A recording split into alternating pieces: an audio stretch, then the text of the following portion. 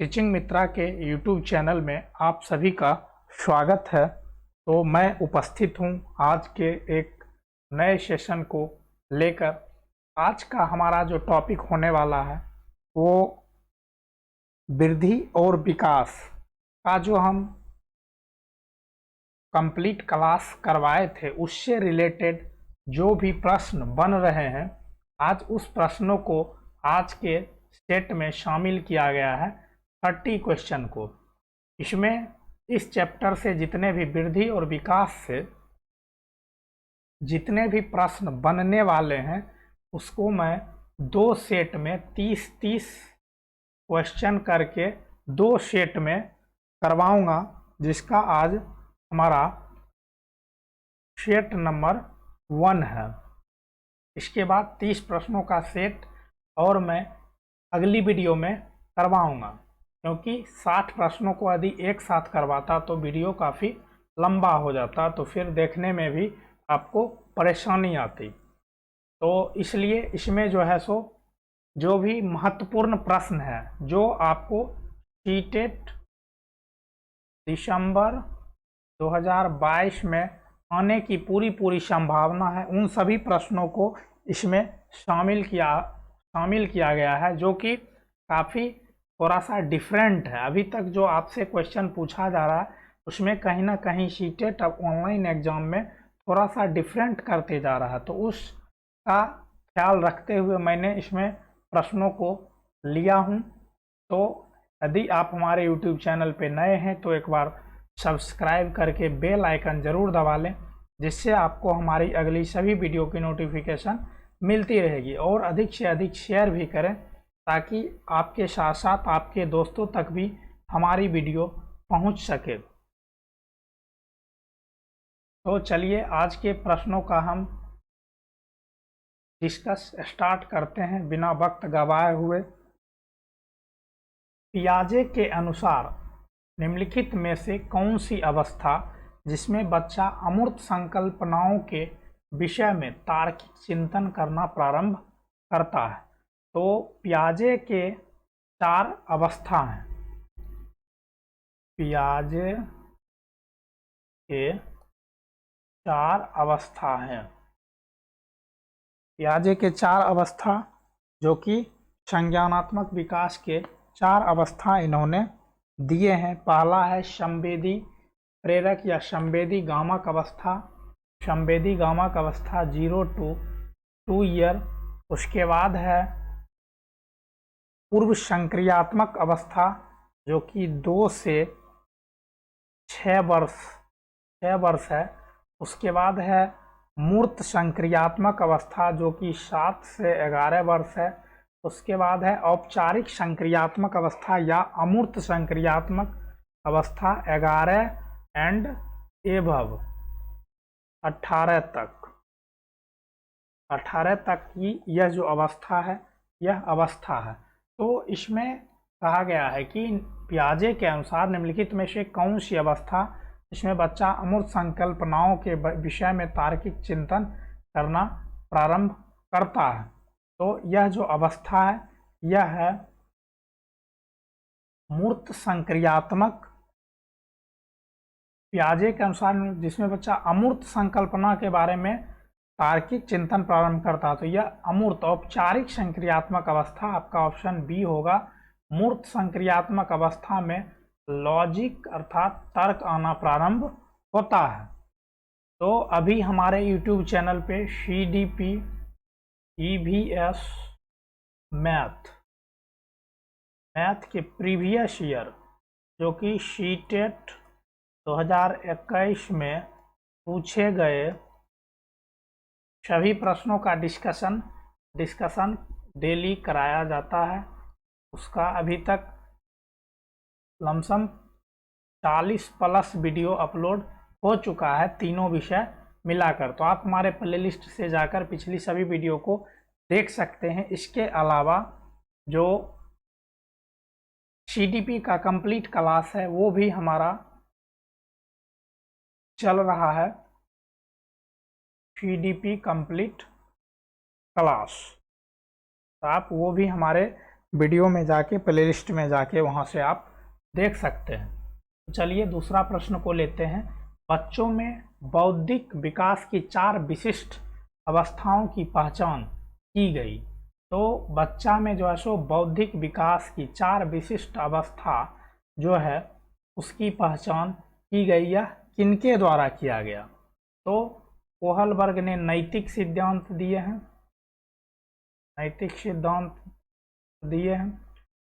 ये होगा यहाँ पे पियाजे आपका आंसर होगा यह, जो कि अलग क्वेश्चन है, थोड़ा सा घुमा दिया है। बौद्धिक विकास जो है वही एक तरह से संज्ञानात्मक विकास है, जिसकी 4 अवस्था पियाजे के द्वारा दिया गया है। यहाँ पे ऑप्शन नंबर डी आपका आंसर होगा। अब है अगला प्रश्न, विकास कभी ना समाप्त होने वाली प्रक्रिया है। विकास जो है वह कभी नहीं समाप्त होती है, विकास निरंतर चलने वाली प्रक्रिया है। यह जो है सो किससे संबंधित है, यह कौन से सिद्धांत से संबंधित है? तो निरंतरता का सिद्धांत। यह सभी जो भी सिद्धांत है मैंने वीडियो में करवाया हुआ हूँ। CDP का आप वीडियो नंबर 4 यदि आप देखते हैं तो उसमें मैं प्रिंसिपल ऑफ डेवलपमेंट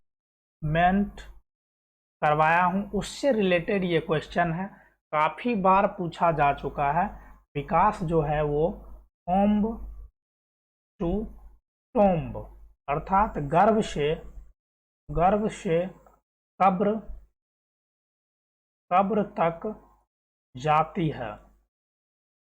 तो यह जो है कभी नहीं समाप्त होने वाली प्रक्रिया है, जो कि निरंतर चलती है, अर्थात निरंतरता का सिद्धांत को ये फॉलो करती है। आपका ऑप्शन नंबर बी यहाँ पे आंसर होगा। चलिए अब अगले प्रश्नों को लेते हैं। प्राथमिक स्तर पर एक शिक्षक में निम्न में से किसे सबसे महत्वपूर्ण विशेषता मानना चाहिए?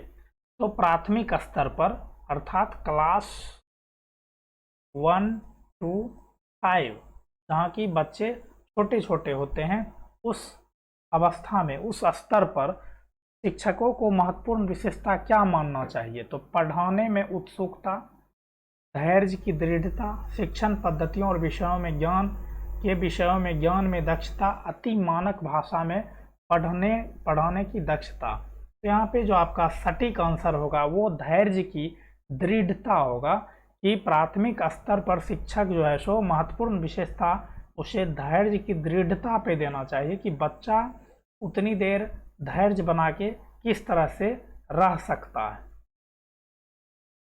यहाँ पे आपका आंसर जो होगा वो ऑप्शन बी होगा। अब है निम्नलिखित में से कौन सा शिक्षार्थियों में सृजनात्मकता का पोषण करता है? आज का क्वेश्चन जब आप देखिएगा तो आपको खुद ब खुद लगेगा कि क्वेश्चन अलग हटके है, जो अभी तक सीटेट में पहले पूछा जा रहा है, लेकिन अब जो ऑनलाइन में प्रश्न आपसे पूछा जाएगा वो इस तरह का थोड़ा सा आपको चेंज मिलेगा।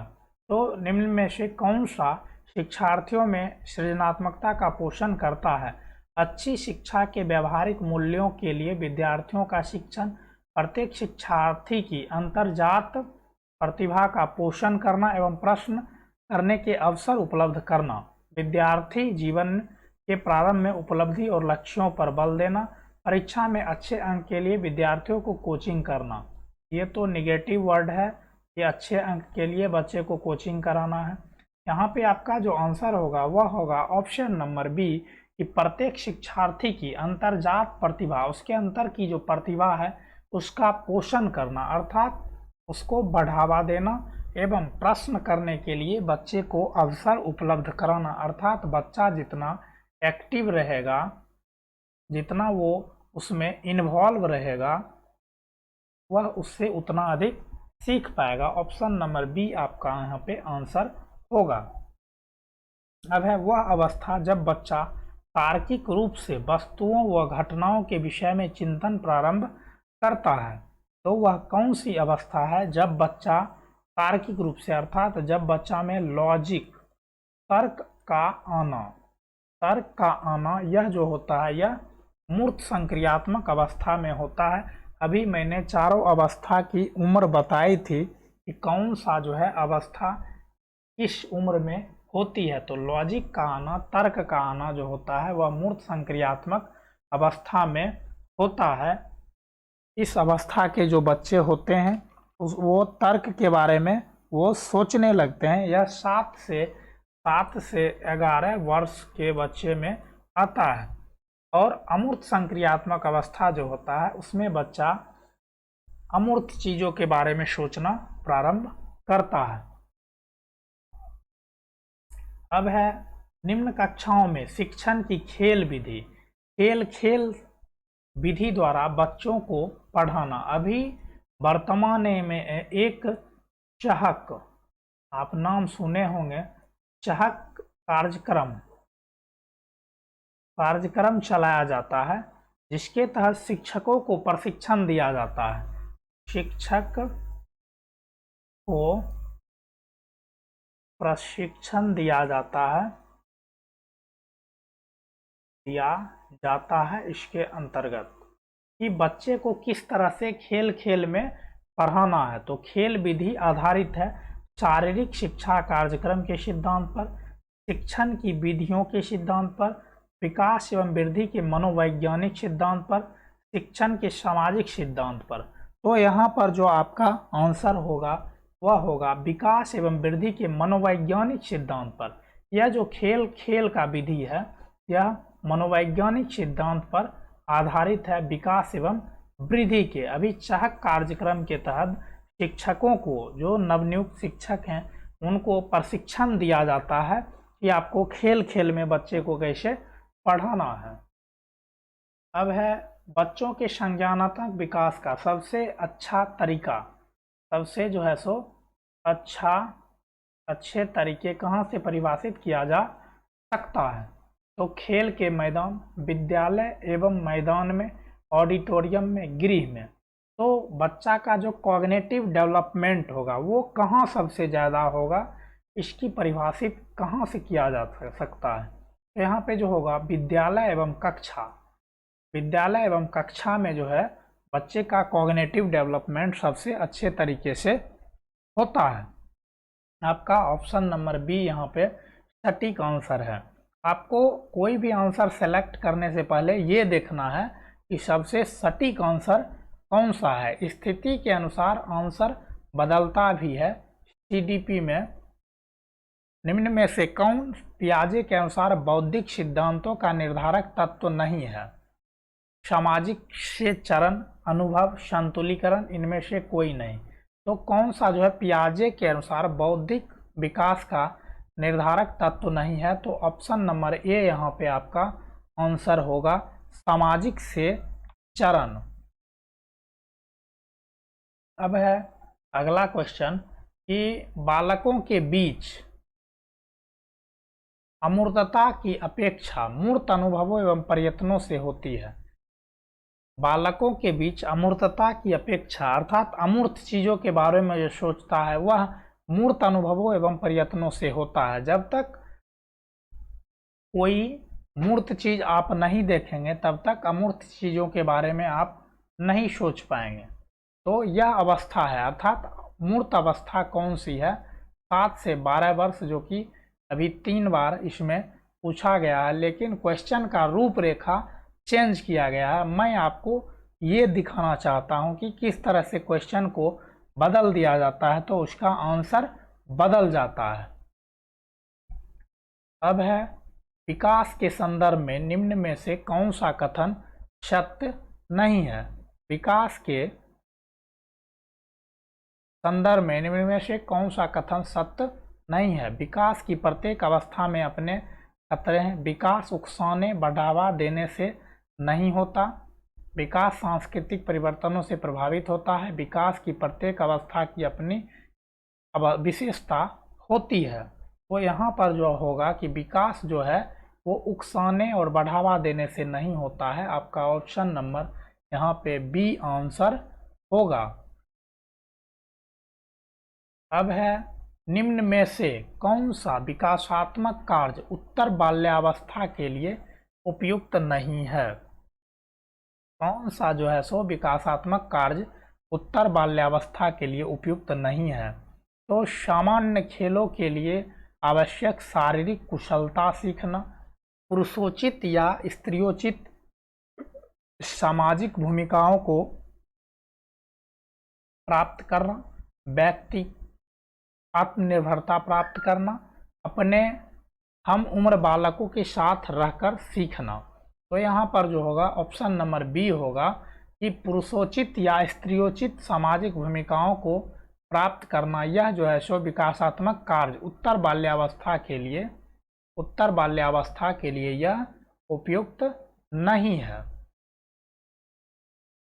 विकास का अर्थ है, विकास जो है परिवर्तनों की उत्तरोत्तर श्रृंखला, अभिप्रेरणा के फलस्वरूप होने वाले परिवर्तन की उत्तरोत्तर श्रृंखला, परिपक्वता एवं अनुभव के फलस्वरूप होने वाले परिवर्तनों की श्रृंखला, अभिप्रेरणा एवं अनुभव के फलस्वरूप होने वाले परिवर्तनों की उत्तरोत्तर श्रृंखला।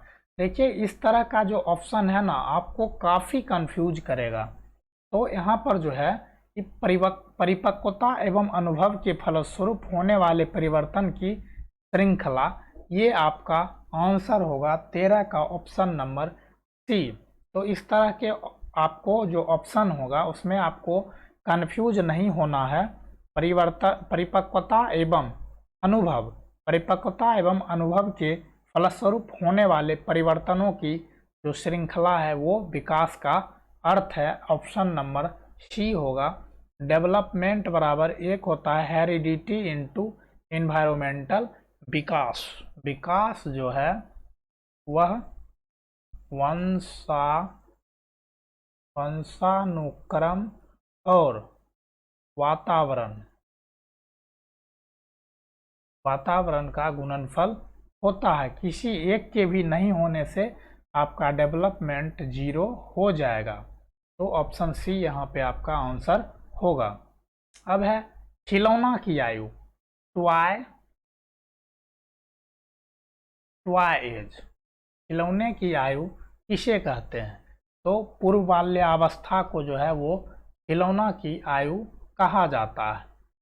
आपका ऑप्शन नंबर ए यहाँ पे आंसर होगा, टॉय एज। काफ़ी बार क्वेश्चन पूछा जा चुका है सीटेट में, सीधा सीधा टॉय एज क्या कहा जाता है, और इसी प्रश्न को कभी कभी घुमा के भी आपसे पूछ लेता है। अगला प्रश्न है, निम्न में से कौन सी उत्तर बाल्यावस्था की विशेषता नहीं है? तो उत्तर बाल्यावस्था की जो विशेषता है उसमें कौन सी विशेषता नहीं है? दल या समूह में रहने की अवस्था। तो यह है gang as, pre gang as, नहीं सॉरी, ये गैंग एज होता है। प्री गैंग एज तो वो होता है, ये गैंग एज होता है, ये सही है। अनुकरण करने की अवस्था, प्रश्न करने की अवस्था, खेलने की अवस्था अभी मैंने बताया, यह जो है सो यह पूर्व बाल्यावस्था की एज है, जिसे टॉय एज कहा जाता है। देखिए किस तरह से क्वेश्चन आपका बदल जाता है और आंसर वही है, लेकिन क्वेश्चन के पूछने का जो तरीका है वो यहाँ पे बदल गया है। यहाँ पे टॉय एज वही पूछा है कि पूर्व बाल्यावस्था, टॉय एज जो है खिलौने की आयु, लेकिन यहाँ पे क्या पूछा है कि निम्न में से कौन सी अवस्था जो है उत्तर बाल्यावस्था की विशेषता नहीं है? तो टॉय एज जो है वो पूर्व बाल्यावस्था की विशेषता है। उत्तर बाल्यावस्था में बालक भौतिक वस्तुओं के किस आवश्यक तत्व के परिवर्तन में समझने लगते हैं? उत्तर बाल्यावस्था में बालक भौतिक वस्तु, जो फिजिकल वस्तु है, कि किस आवश्यक तत्वों में परिवर्तन समझने लगते हैं? तो उत्तर बाल्यावस्था जो कि 7 से 11 वर्ष की अवस्था है, इस अवस्था में बच्चा द्रव्यमान, संख्या और क्षेत्र अर्थात क्षेत्रफल, इन सभी के परिवर्तन को वह समझने लगता है। आपका ऑप्शन नंबर डी होगा। एक बार आप लोग अपने दोस्तों में शेयर कर दें, और हमारा यह वीडियो आपको कैसा लग रहा है आप हमें कमेंट सेक्शन में ज़रूर बताइएगा और लाइक ज़रूर कर दीजिएगा। यदि आप नए हैं तो आप हमारे यूट्यूब चैनल पे CDP मैथ, EVS और CDP कंप्लीट क्लास ये सभी वीडियो प्ले लिस्ट में जाकर वहां से देख सकते हैं। मैं इस वीडियो के डिस्क्रिप्शन में भी आपको लिंक प्रोवाइड करा दूंगा, आप वहां से भी हमारी पिछली सभी वीडियो को आसानी से देख सकते हैं। तो चलिए आगे चलते हैं। विकास शुरू होता है, विकास जो है वो कहाँ से शुरू होता है? शैशवावस्था, पूर्व बाल्यावस्था, उत्तर बाल्यावस्था, प्रसव पूर्व अवस्था। ये जो होता है 0 से 9 महीने गर्भ की अवस्था, अर्थात जब जायगोट बनता है वहाँ से 9 महीने तक की गर्भ की जो अवस्था है वो होता है पूर्व प्रसव अवस्था। ये होता है 0 to 2 ईयर, ये 2 से 6 ईयर, 7 से 11 ईयर। तो यहाँ पे विकास जो शुरू होता है वो प्रसव पूर्व अवस्था से विकास शुरू होता है, अर्थात विकास जो जाता है वो ओम्ब टू टोम्ब जाता है, अर्थात गर्भ से कब तक विकास जाता है। ये कई बार आपसे क्वेश्चन पूछा गया है और काफ़ी इम्पोर्टेंट क्वेश्चन है सीटेट के दृष्टिकोण से। इस चैप्टर से जो मैं अभी 30 क्वेश्चन करा रहा हूँ, यह आप यदि सही से पढ़ लेते हैं तो आपका एक भी क्वेश्चन नहीं छूटेगा। और जो हम सेट नंबर 2 करवाएंगे उसमें भी 30 प्रश्न रहेगा, तो 30 और 30 टोटल 60 प्रश्न आपको 5 नंबर आसानी से दिला सकता है। आज का यह वीडियो और अगली जो वीडियो हम अपलोड करेंगे 60 नंबर का, इस 60 क्वेश्चन का, इससे आपको 5 नंबर आसानी से आपको पेपर 1 और पेपर 2 दोनों मिला के आसानी से मिल जाएंगे। तो चलिए आगे हम देखते हैं। किस मनोवैज्ञानिक के अनुसार सभी बालक जन्म के समय समान होते हैं? तो यह जो है सो किस मनोवैज्ञानिक ने बताया है कि बालक जो है जन्म के समय समान होते हैं? तो वो वाटसन ने बताया है कि बच्चा जो है वो जन्म के समय समान होते हैं। अब है विकास इनका उत्पादन होता है। विकास किसका उत्पादन होता है? अधिगम का, परिपक्वता का। अधिगम और परिपक्वता दोनों का होता है। मैच्यूरेशन, लर्निंग जिसको अधिगम कहते हैं, लर्निंग एंड मैच्यूरेशन दोनों का जो है सो होता है विकास। और विकास जो है वो डेवलपमेंट बराबर HE होता है, अर्थात वंशानुक्रम इंटू वातावरण का गुणनफल होता है। यही आपका विकास होता है। ये कई बार आपके सवालों में पूछा भी गया है और ये भी काफ़ी महत्वपूर्ण है। क्वेश्चन आपको घुमा के पूछ लेगा कि विकास इनका उत्पाद होता है और वहाँ पे आपको वंशानुक्रम और वातावरण नहीं दिया जाता है, तो अधिगम, लर्निंग और परिपक्वता का जो है उत्पाद होता है। आपका ऑप्शन नंबर C यहाँ पे आंसर होगा। अब अगला क्वेश्चन है, मनुष्य को जो कुछ भी बनना होता है वह प्रारंभ के 4 वर्षों में ही बन जाता है। यह कथन किसका है?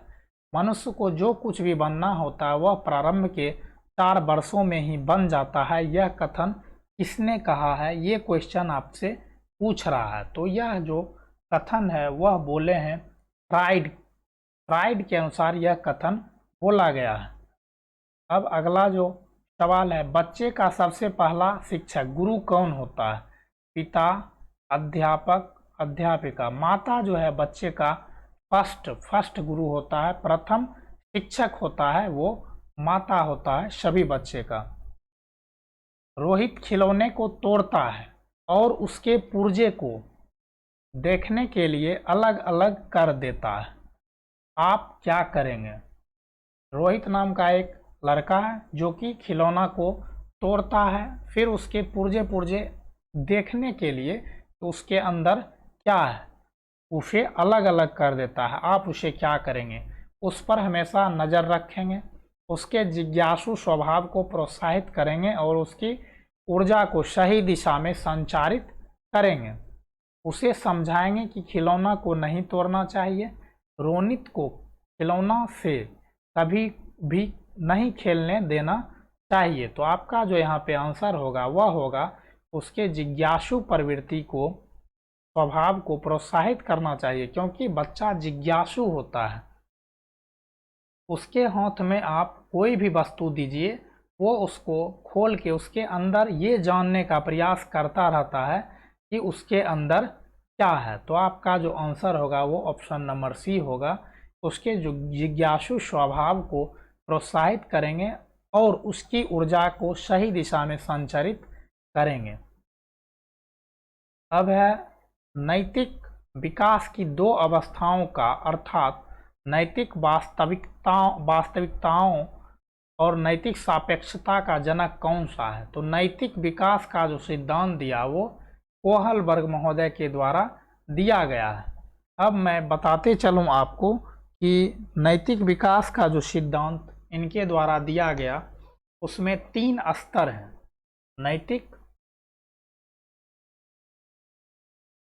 नैतिक विकास सिद्धांत 3 स्तर हैं। पहला है पूर्व पारंपरिक,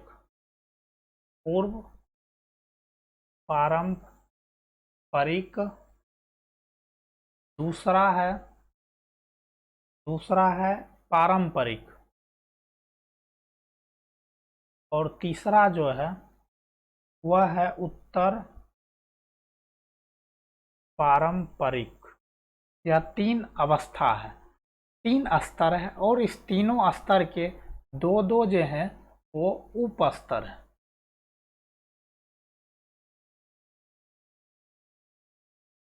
इसमें पहला जो है वो है आज्ञाकारिता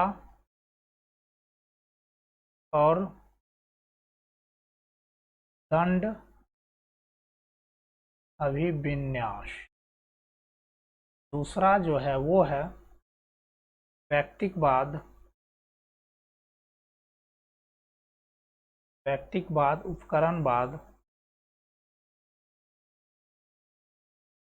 उपकरणवाद और विनिमय से तात्पर्य है बच्चा जो है वो अपने सहपाठियों को यदि कोई वस्तु देना चाहता है तो उससे अपेक्षा करता है कि तुम भी मुझे चॉकलेट दोगे तो मैं भी तुम्हें चॉकलेट दूंगा। अब पारंपरिक स्तर में है अच्छा लड़का, अच्छी लड़की, अभिविन्यास। और अगला जो है वो है कानून और व्यवस्था अभिविन्यास। अब जो है वो है उत्तर पारंपरिक अवस्था। इसमें है सामाजिक अनुबंध अभिविन्यास। के बाद है सैद्धांतिक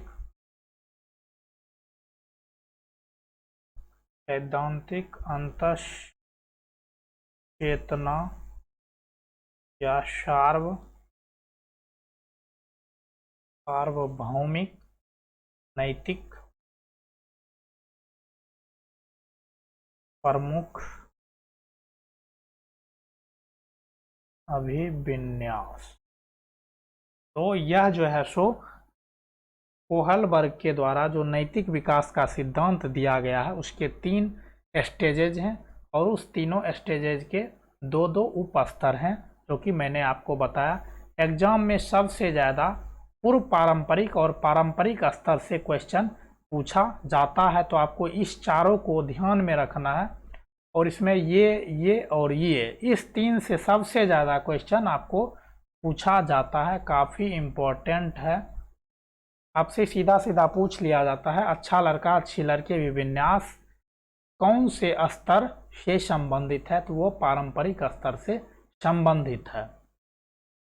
अब अगला प्रश्न को देखते हैं, मैं कौन हूँ, क्या हूँ, मैं कुछ भी हूँ यदि ऐसी प्रबल भावनाएं विकास की इस अवस्था की ओर इंगित करता है। तो यह जो अवस्था है, इस अवस्था में बालक को यह लगता है कि मैं कौन हूँ, उसे खुद को वो पहचान नहीं पाता है कि मैं कौन हूँ, मैं क्या हूँ। ये सारी जो है उसके अंदर भ्रांतियाँ चलती रहती है। तो यह जो है यह किशोरा अवस्था के अंतर्गत ऐसी भावनाएं मन में आता है। इस समय वह कई सारी संवेग से गुजर रहा होता है, शारीरिक परिवर्तन, हार्मोनल चेंजेस, बहुत सारी उसके सामने कठिनाइयाँ होती है। वह समाज और समाज के साथ अपना जो है सो कीर्तिमान स्थापित करने के साथ वह जूझ रहा होता है।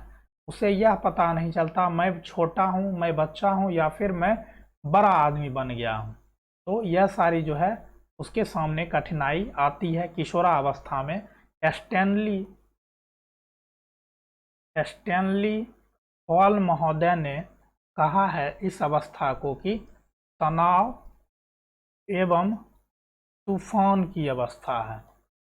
तनाव एवं तूफान की अवस्था जो है वो किशोरा अवस्था है, स्टैनली हॉल महोदय ने ये बताए हैं। तो आपका यहाँ पे आंसर ऑप्शन नंबर ए होगा। देखते हैं अगले प्रश्नों को। मस्तिष्क द्वारा अपनी स्वयं की क्रियाओं का निरीक्षण किया जाता है। तो मस्तिष्क द्वारा जो स्वयं की क्रियाओं का निरीक्षण किया जाता है, विभेदात्मक, तुलनात्मक निरीक्षण विधि, आत्मनिरीक्षण विधि, ये आपका आंसर होगा कि यदि हम अपने दिमाग के द्वारा यदि स्वयं की क्रियाओं का निरीक्षण करते हैं तो वो हमारा खुद का निरीक्षण किया जा रहा होता है। अब है विकासात्मक पद्धति। विकासात्मक पद्धति को कहते हैं उपचारात्मक विधि, सांख्यिकी विधि, उत्पत्ति मूलक विधि, जीव इतिहास पद्धति। तो ये जो होगा ये होगा उत्पत्ति मूलक विधि। विकासात्मक पद्धति को उत्पत्ति मूलक विधि कहते हैं। सबसे खतरनाक क्वेश्चन है, यदि इस तरह के सवाल आ जाता है तो बच्चा निश्चित तौर पे फंसेगा। विकासात्मक पद्धति, यह question new pattern, new type का है, आपसे पूछा जा सकता है। क्योंकि ऑनलाइन एग्ज़ाम जो होता है वो 20 बाई शिफ्ट एग्ज़ाम चलता है। CDP के यदि 20 शिफ्ट एग्ज़ाम चलता है तो 40 सेट उसको CDP का बनाना पड़ता है। तो आपको थोड़ा बहुत क्वेश्चन टफ इधर उधर से वो लाएगा ही लाएगा। तो मैं उन सारी प्रश्नों को आज के सेट में शामिल किया हूं जो कि अभी तक आपको नहीं मिला है।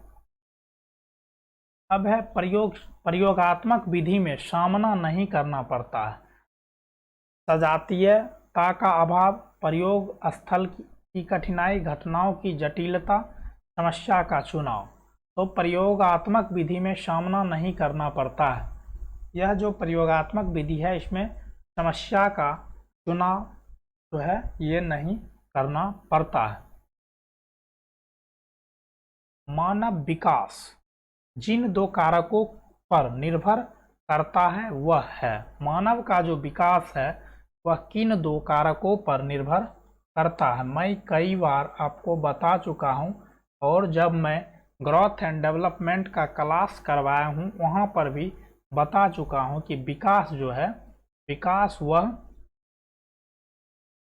वंशानुक्रम तथा वंशानुक्रम के साथ वातावरण का गुणनफल है, अर्थात डेवलपमेंट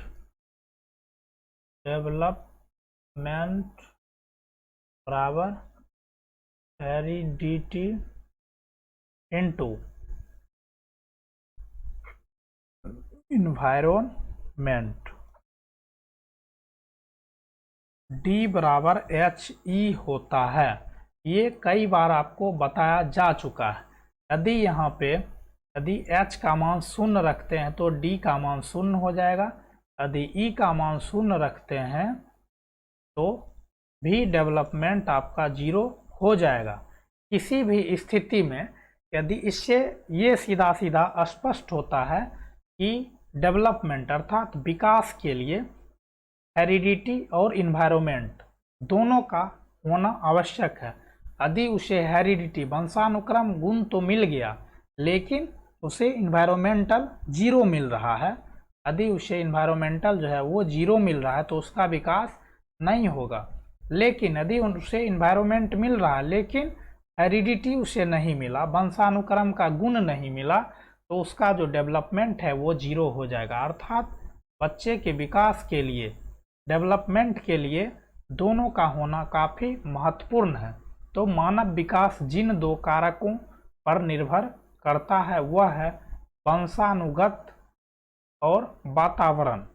यहाँ पे ऑप्शन नंबर डी आपका आंसर होगा। काफ़ी महत्वपूर्ण क्वेश्चन है यह सीटेट की दृष्टिकोण से। कई बार यह क्वेश्चन पूछा जा चुका है विभिन्न शिफ्टों में, तो आप इसको अच्छी तरह से हमारा जो सीडीपी का कंप्लीट क्लास है आप उसको देख लीजिएगा, वहाँ से आपका एक भी क्वेश्चन बाहर नहीं पूछा जाएगा। तो अब देखते हैं अगला क्वेश्चन क्या है। किशोरावस्था अपराध प्रवृत्ति, किशोरावस्था अपराध प्रवृत्ति के विकास का नाजुक समय है। यह किशोरावस्था जो अवस्था होता है तनाव और तूफान की अवस्था होता है, जो कि स्टैनली हॉल महोदय ने बताए हैं। इस अवस्था में बच्चा बन भी सकता है और वह बिगड़ भी सकता है। यदि उसका संगति चोर के साथ हो गया तो वह निश्चित तौर पे चोर बनेगा। यदि उसका संगति विद्वान के साथ हो गया तो वह निश्चित तौर पे विद्वान बनेगा। यदि वह उसका जो है सो साथी जो है वो डॉक्टर की तरफ मूव कर रहा है तो वो भी बच्चा डॉक्टर बनेगा। लेकिन यदि उसका समूह, उसका जो साथी समूह है वो अपराध की ओर दस्तक दे रहा है तो निश्चित तौर पे वो एक विशाल अपराधी बनेगा। तो यही कह रहा है कि किशोरावस्था अपराध प्रवृत्ति के विकास का नाजुक समय है। पक्के अपराधियों की एक विशाल संख्या किशोरावस्था में ही व्यावसायिक जीवन को गंभीरता पूर्वक आरंभ करती है, यह कथन है। तो यह कथन किनके द्वारा कहा गया है? तो यह जो कथन है यह वैलेंटाइन के द्वारा कहा गया है। यह जो अवस्था है इस अवस्था में बच्चा काफ़ी एग्रेसिव होता है, वह काफ़ी तनाव और तूफान में रहता है, जिसके कारण वह अपराधी की प्रवृत्ति की ओर वो बढ़ता है। तो यह जो कथन है कि बच्चा विशाल संख्या में किशोरावस्था में ही व्यावसायिक जीवन को गंभीरता पूर्वक आरंभ करता है, यह वैलेंटाइन के द्वारा कहा गया है। अब है शैशवा अवस्था में बालक का भार बालिका से। तो शैशवा अवस्था में बालक का जो भार होता है वो बालिका से अधिक होता है, अर्थात बालिका का भार बालक से थोड़ा सा कम होता है। यही यहाँ पे क्वेश्चन पूछा गया है। और आज के सेट जो मैंने 30 क्वेश्चन आपको करवाए हैं उसका आंसर यहाँ दिया गया है, आप यहाँ से भी आंसर देख सकते हैं। तो यह सेशन आपको कैसा लगा आप हमें कमेंट करके ज़रूर बताइएगा। यदि आप हमारे YouTube चैनल पे नए हैं तो एक बार सब्सक्राइब करके बेल आइकन ज़रूर दबा लें, जिससे आपको हमारी अगली सभी वीडियो की नोटिफिकेशन आसानी से मिलती रहेगी। और अधिक से अधिक शेयर करें ताकि ज़्यादा से ज़्यादा लोग हमारे इस सेशन से जुड़ पाएँ और वो अधिक से अधिक उनको हेल्प मिल सके। जो भी आपके दोस्त टीचिंग एग्ज़ाम की तैयारी कर रहे हैं आप उन्हें हमारा वीडियो, हमारा लिंक शेयर कर दें ताकि वह भी देख सके, उसके लिए भी हमारा वीडियो काफ़ी हेल्पफुल हो सके। और यदि अच्छा लगा हो तो आप लाइक ज़रूर कर दीजिएगा, क्योंकि आपको लाइक, शेयर और सब्सक्राइब करने में पैसे तो नहीं लगेंगे। और आपको हमारा YouTube चैनल पता है, यदि आपको जिद है शिक्षक बनने की तो आज से और अभी से लग जाइए, क्योंकि उम्मीद है यदि आप सीटेट दिसंबर पास कर जाते हैं तो सेवन्थ फेज में भी आपको भी मौका मिल जाएगा। और यदि सीटेट को लेकर कोई भी सवाल हो तो आप हमें मेल कर सकते हैं या फिर हमें कमेंट सेक्शन में आप कमेंट करके लिख सकते हैं। इसके अलावा सीडीपी मैथ और ईवीएस का प्रीवियस ईयर का क्वेश्चन है, जो कि आप प्रीवियस ईयर का क्वेश्चन 2021 ऑनलाइन में पूछा गया है, उसका डिस्कस मैं करवा चुका हूं। आप हमारे प्ले लिस्ट से जाकर या फिर इस वीडियो के डिस्क्रिप्शन से भी सभी वीडियो को देख सकते हैं, जो कि आपको 2022 दिसंबर सीटेट के लिए काफ़ी महत्वपूर्ण साबित होने वाला है। तो चलिए मिलते हैं हम अगली वीडियो में, तब तक के लिए बाय बाय, टेक केयर, अपना ख्याल रखें और पढ़ाई करते रहें।